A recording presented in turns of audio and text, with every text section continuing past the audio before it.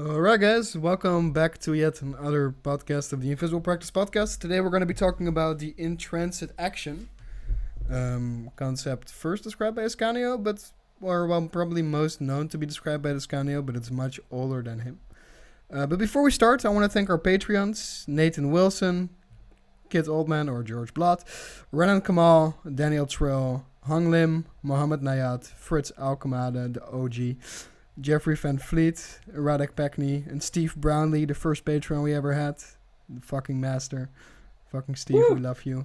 Okay, so, in It transit was action. really nice. Fucking Steve, we love you. I love that you're lying. Yeah. So, in transit action, right?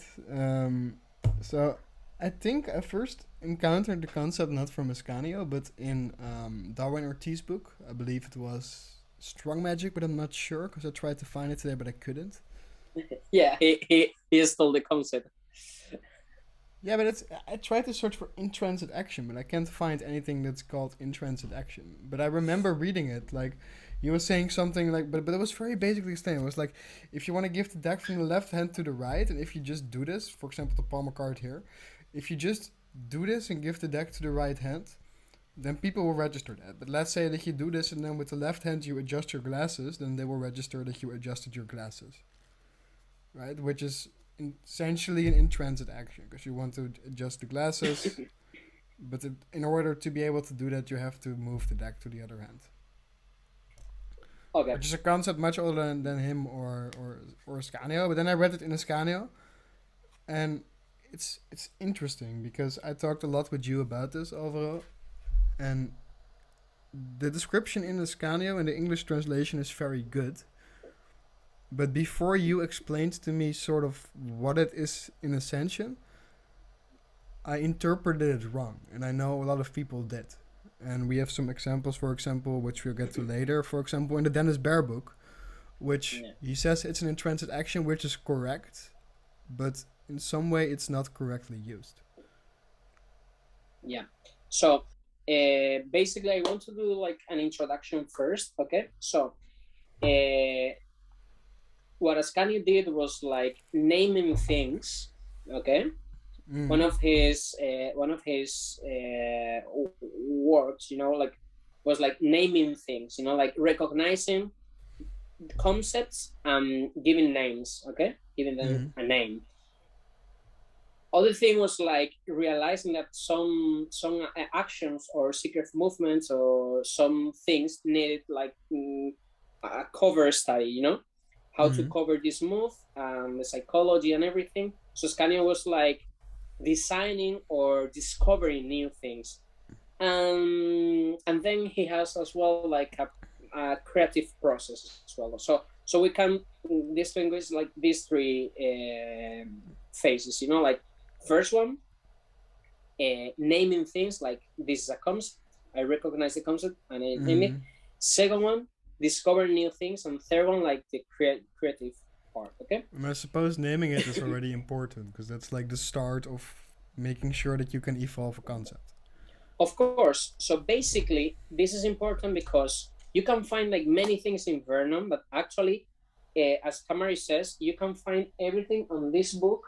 That is like Robert Down's book, And Tamari says like 10 name any concept in magic, any theory.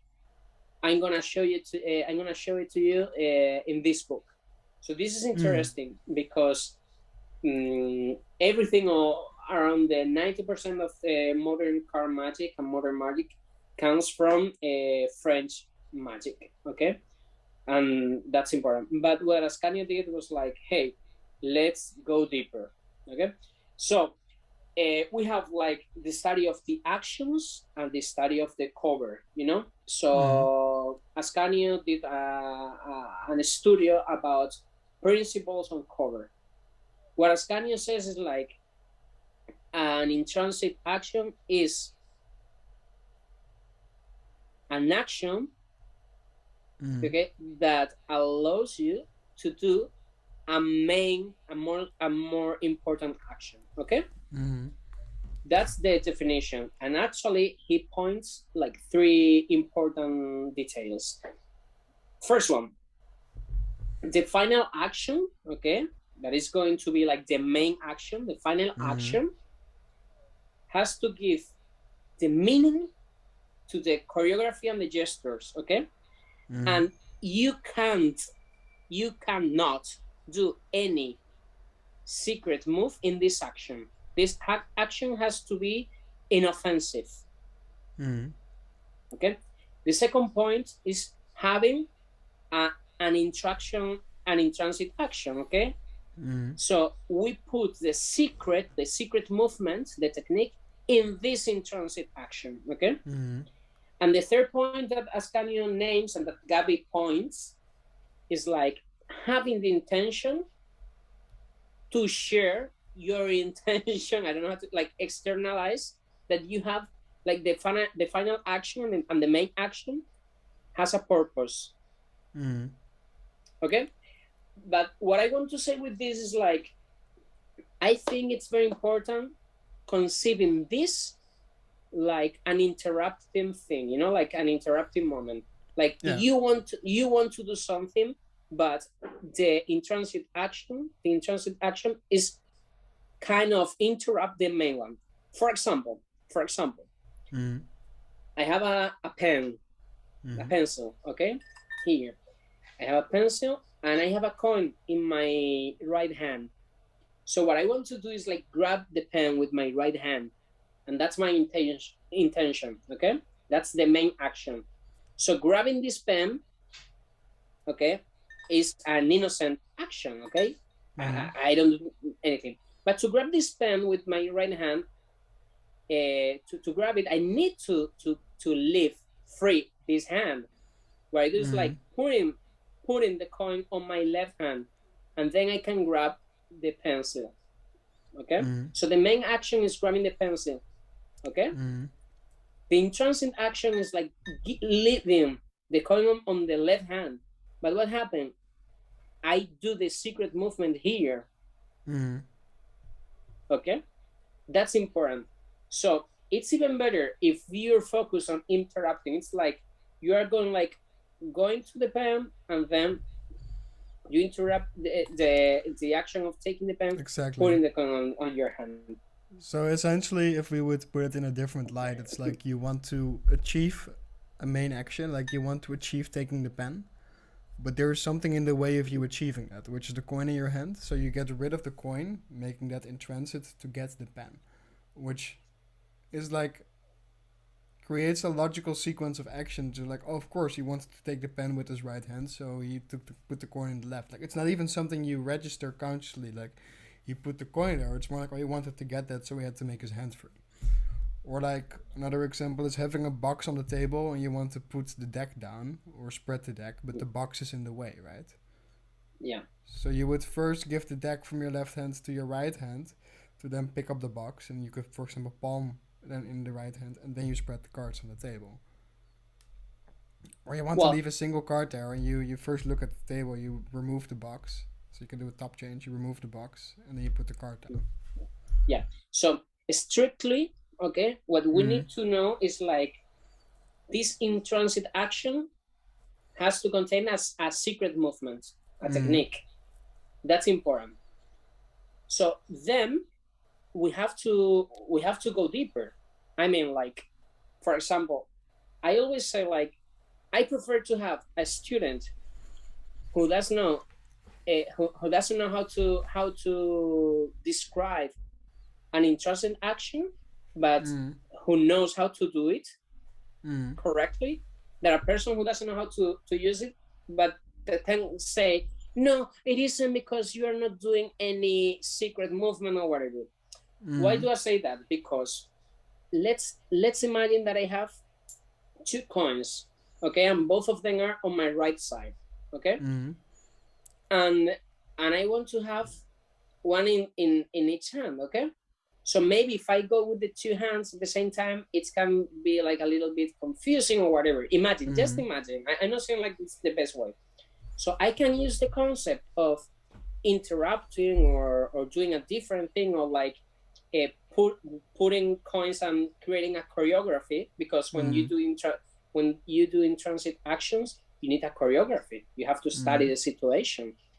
Then you have like in your inside of yours like all the concept, and you don't need to think of them, but you have to study the situation. So maybe you can grab a coin, you can put it on your hand, on your left hand, and you can grab the other one.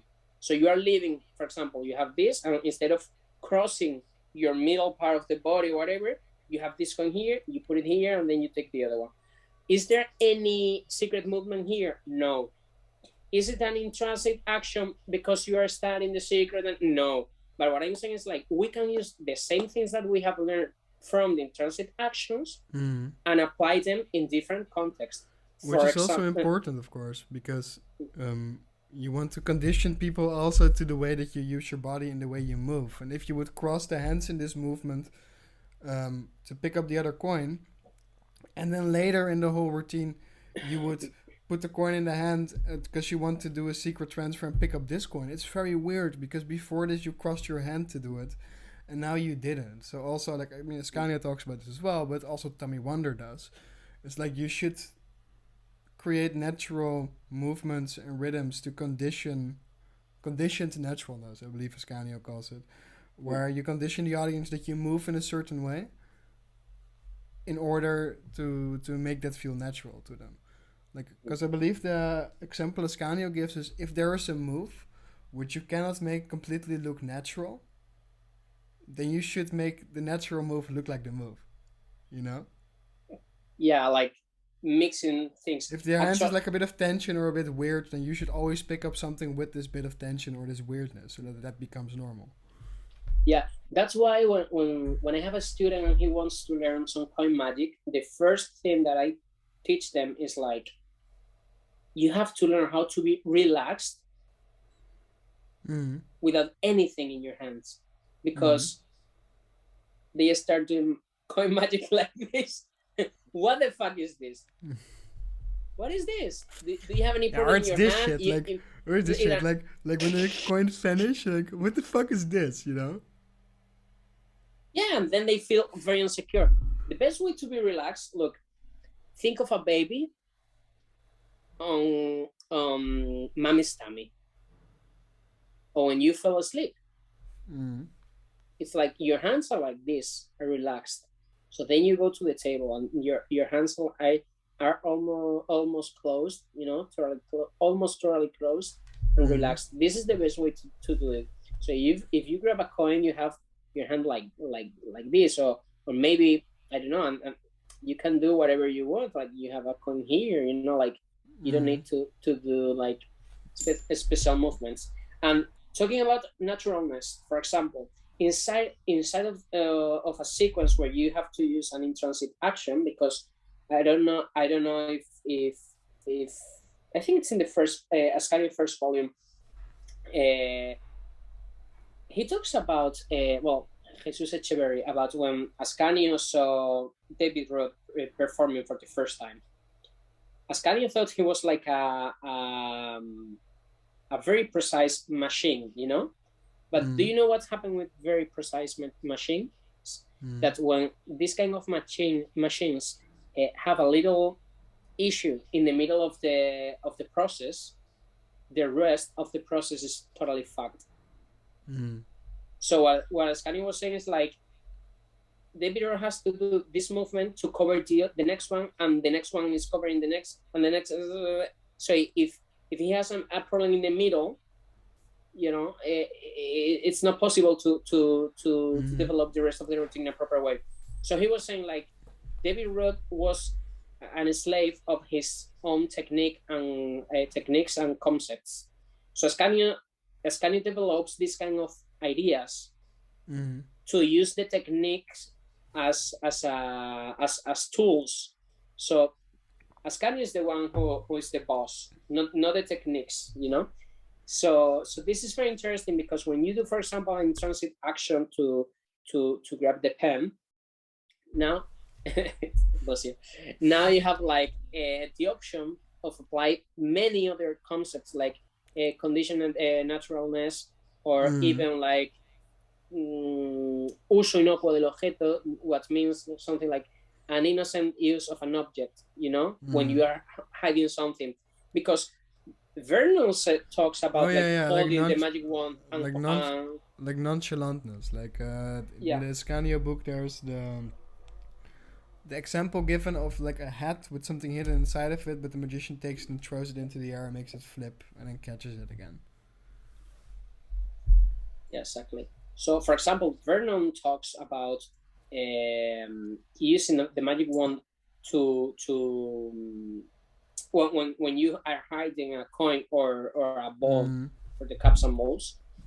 Actually, this is something interesting because Vernon talks about this, and if you see Vernon's cups and balls routine, he only uses the magic wand.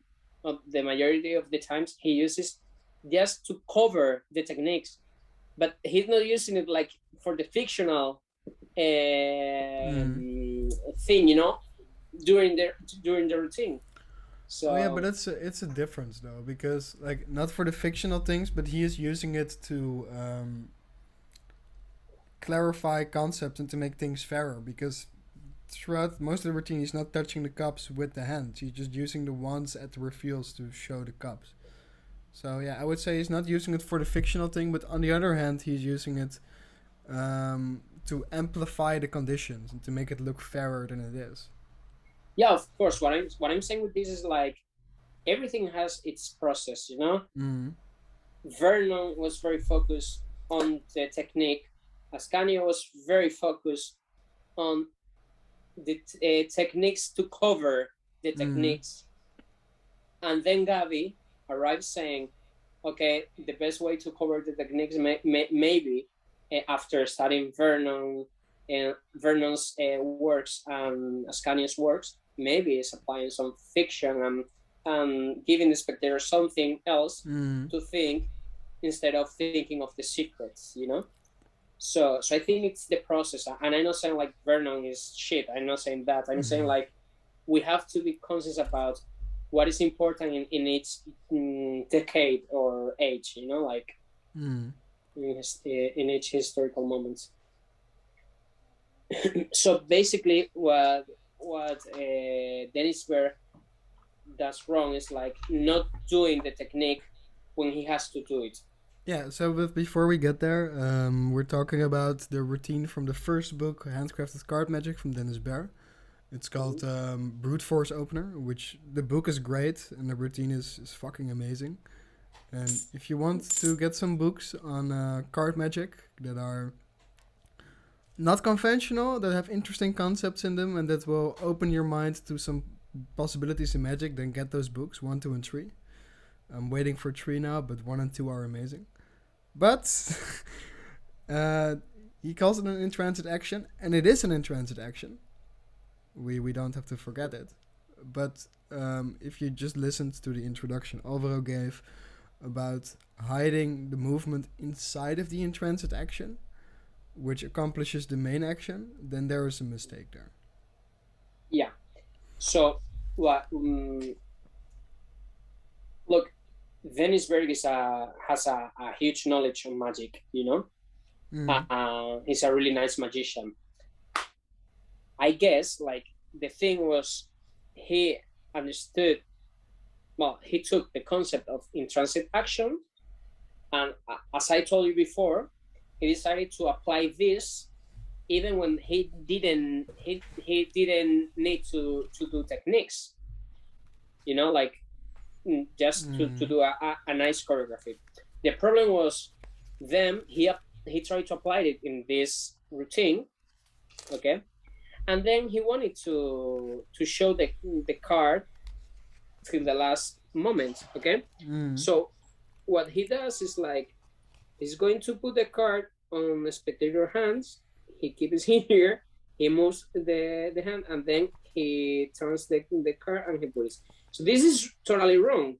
What he should do is he chooses the card and he's gonna put it on the hand. Then he turns the card. He grabs the hand here, and at the same time he's pushing the card and then putting there. Why? Yeah, so essentially, for people that are listening and that are not watching. Yeah. What Dennis does is he turns over a card, or two actually, because he wants to make the card change, right? So he turns it over, Stuart Gordon style, has it there, and he wants to put it on the hand, but notices the hand is not correct, so he gives the card back face up to the left hand, which has the deck. Then he moves the hand closer, and then he turns the double face down and gives it to the audience. Where what Alvaro says, what would have been, because the double turnover is a secret action, and what Alvaro says, what would have been better, is to try to put it down, then notice that the hand is not in the right position, already turn the double down to the deck, move the hand closer, and then give it to them. Yeah, while you're moving the hand, you can push a little bit with your left thumb the card, so you can see like the difference. You can see the deck and then the card separated from the rest of the deck. So this is a little detail, and it's nice as well. So what I'm saying is like we should do the technique during the transit action. Exactly, but it's still like I still feel that in Dennis's routine, like half of it is applied correctly, because Dennis's main worry was not to turn down the double in some sense, because if you do a double correctly, it needs no cover. Well, ideally every secret action needs a cover. But I mean, Ambitious Card is a routine where we're constantly doing a double with people burning the deck. So if you do it correctly, it's fine, right? And I feel that Dennis's main concern in that routine was to have a reason for the right hand to give the card back to the left. And if that was the only thing he was thinking about and not covering the double, then it's like, it's a good concept for this, but not completely a proper in-transit action, I would say. For example, there are more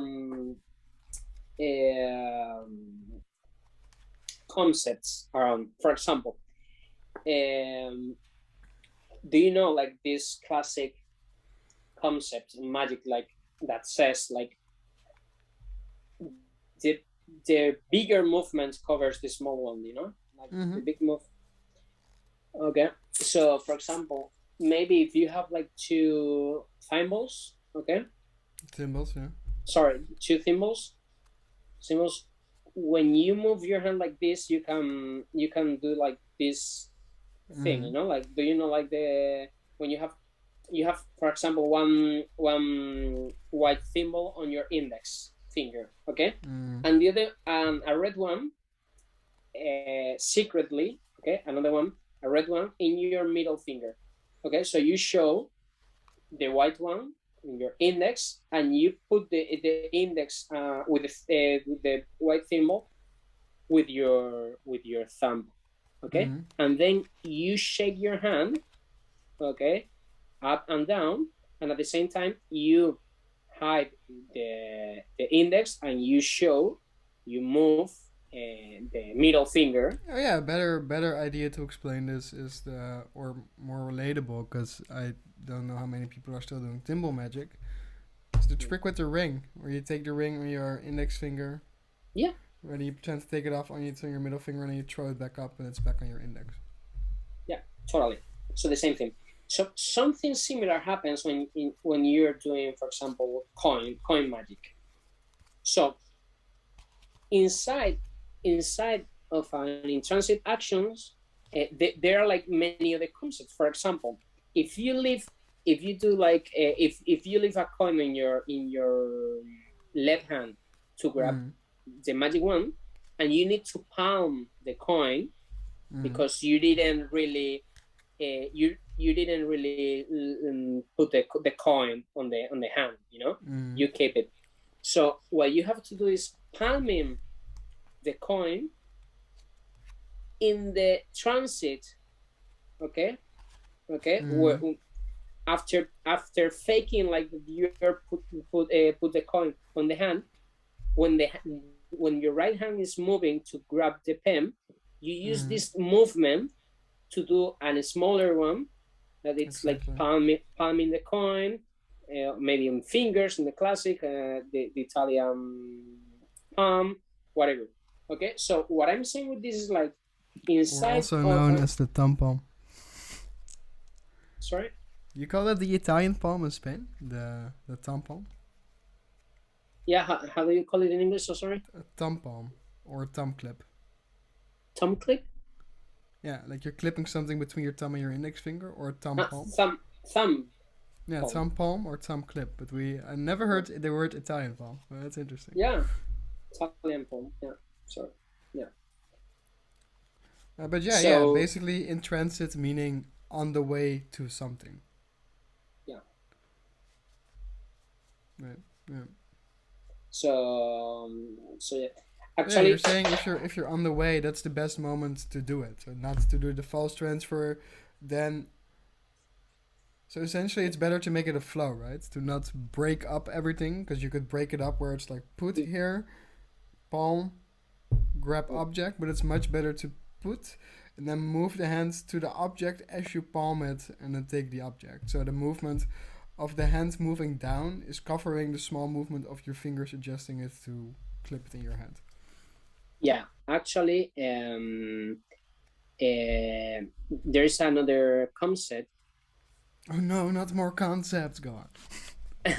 There's another concept that I just remember, referred to the big movement and the small movement.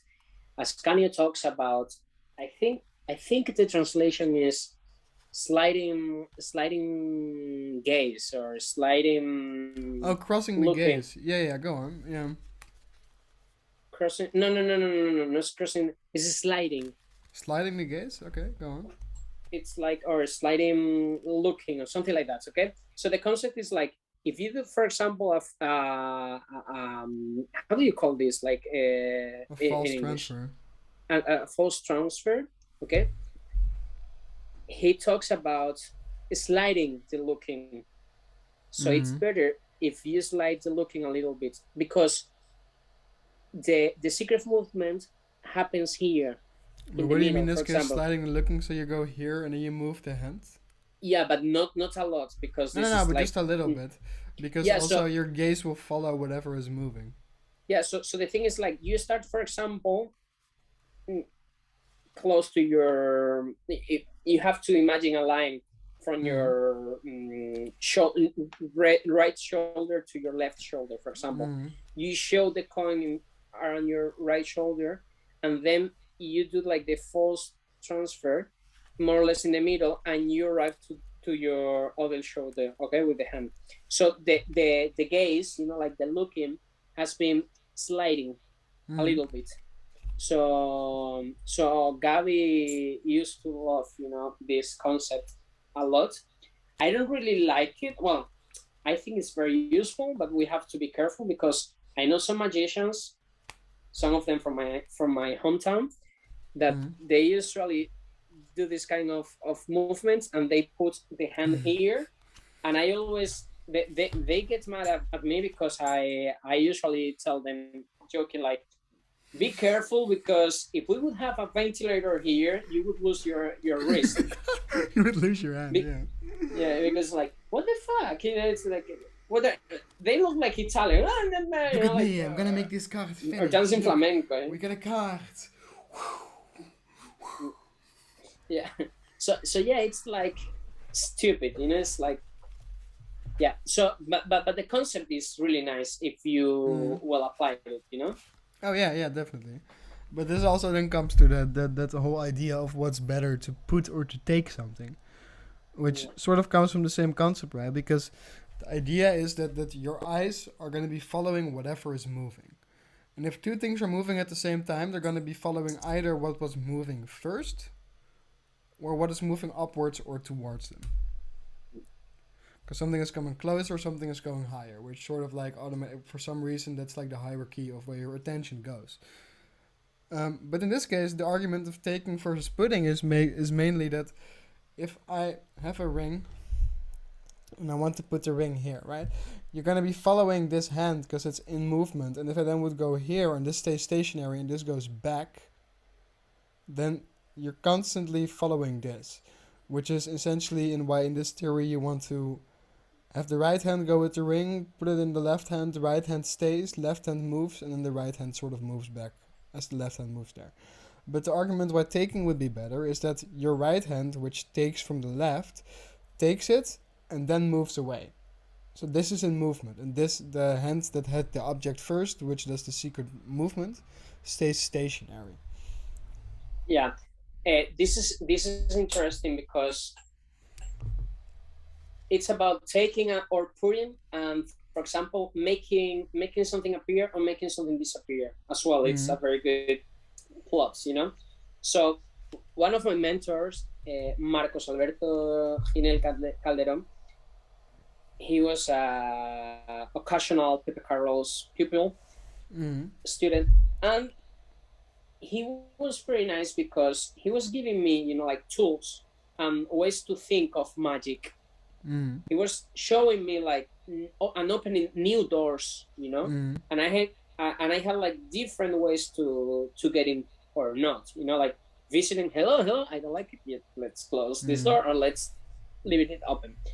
So he gave me a couple of tools to interpret these kind of actions, because the thing that you did, like talking about the hand that is moving and everything, that's the classical way to interpret it, and it's really nice. But what about this one? When you leave an object, you have two processes, you know, filling up something and leaving something empty that was previously full. Okay, but taking is different, because the object is there, and maybe the hand that is keeping the object, you know, like that is holding the object, we can forget for a moment that is a character or something important. It's just the place where the object is. So taking the coin, for example, is just a process of filling up something that was empty. Do you know where I'm going to go? Not exactly, because how I see it is, if you were to have the coin in the right hand and give it to the left, then this was also where the coin was, and then you're giving it to the other hand, so then you're also moving the object. Yeah, but what I'm saying is like, I have the coin in my right hand, and I want to put it to my left. So now the right hand that is going to move to the left is the main character. Well, the main character, like the main one of the main places. Okay, let's say like items. So then there are two important places, like right hand and left hand. Okay, both of them, because you are leaving this coin in the other hand. And taking is different, because we're putting the attention on the coin. We're not putting the attention on where we are going to. Because it's not moving. Yeah. Okay. Okay, it's the same thing, but from a different perspective. The perspective of filling up and leaving something empty. You know, and I think this is important because it is something similar. Something similar happens with when you want to make appear something and you want to make disappear something. In my opinion, for me, it looks like more artistic, more excited, you know, like exciting, yeah, making something disappear. Why? Because the spectator is going to be like, and then what? And I love playing with this. But if we go to the simplest and to the basics of magic, making appear something is more complete than making disappear something, because something was empty, a box was empty, and then when the person appears, you have like the proof and the corroboration of this. Okay, because the person is there and the person moves and everything. But when you make something disappear, you know, you don't know where the person went or the thing went. Okay. Yeah, so that's also why you should follow it up with making something appear, right? Yeah, and also you need like to really prove that the thing isn't there. If you make disappear a coin, you can always the spectators can always think like on your sleeves, on your clothing. You're not get naked in front of them, you know. The same with boxes and everything. But for me, I love like making disappear something and stopping there, because I can create like some random feelings and different feelings on the spectators. But if we go to basics of magic, making appear is better than, or more complete than making disappear something. Yeah. And we arrived here and we started talking about in-transit actions. Wow, so sorry. Yeah, it's fine. Yeah. Is in the end, it's all also part of the same thing. Yeah. Yeah, totally. So yeah, any other questions? Because I have something to show you and to show our spectators. Yes. What kind of underwear are you wearing? I think What color? light blue. Oh yeah, that's No, cute. no. Baby blue. Yellow. No, yellow. So sorry. Oh man. I changed it. Baby blue is more daring. Come on. Yeah. Look, Gabi Paredes wrote a book some years ago about Ascanio. Ascanio's magic. I still want to read this, dude. Yeah, I got like the last copy. No. Physic. Well, but I knew the contents and everything before. But I really hope it's gonna get translated one day. Yeah, well, I can't say anything because I'm doing it on my own. So just for you. So he has this scheme, you know. And he talks about the inner life and the external life. So what he says, like inner lives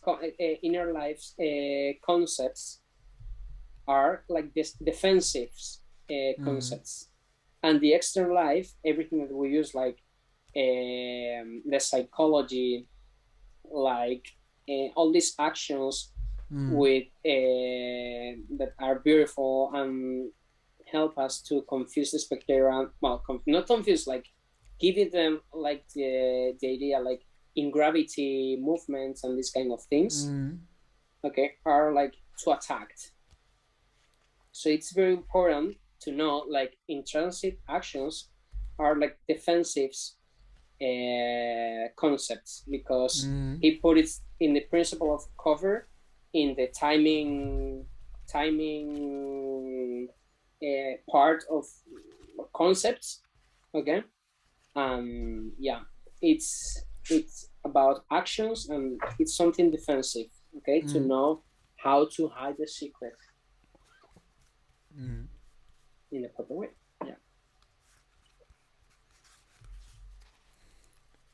Yeah. So it was the exposition. I don't know if you want to go deeper with more examples, or yeah, give us one. Give us an example. Nice. So for example, there's something interesting, like I think you call it like one-handed man, or one-armed man, right? Like people who only have one hand, one arm. Okay, so Juan Tamar is one of his mentors. They were doing like one-armed routine. Okay, so they used to pretend like they only have one arm, each other, and they were doing magic together. So it was very, very interesting, because sometimes they had to like false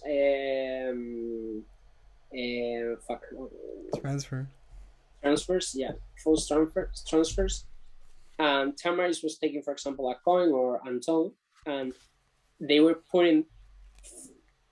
simulating to put a coin on the hand of the other person and taking another thing, and they were using the same action to do it.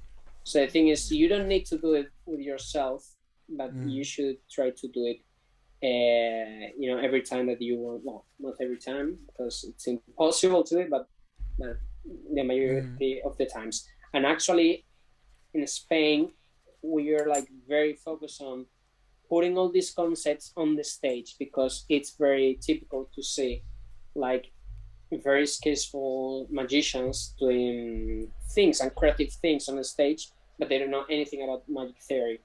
If they could study, some concepts like these ones, they could improve their pieces of magic, a lot. So yeah. All right. So that being said, that's gonna be the end of the podcast. Yeah. Yeah. Thank all you guys for watching, and we're gonna see you in 2 weeks. Yeah. Thank you so much, guys. Cheers, guys.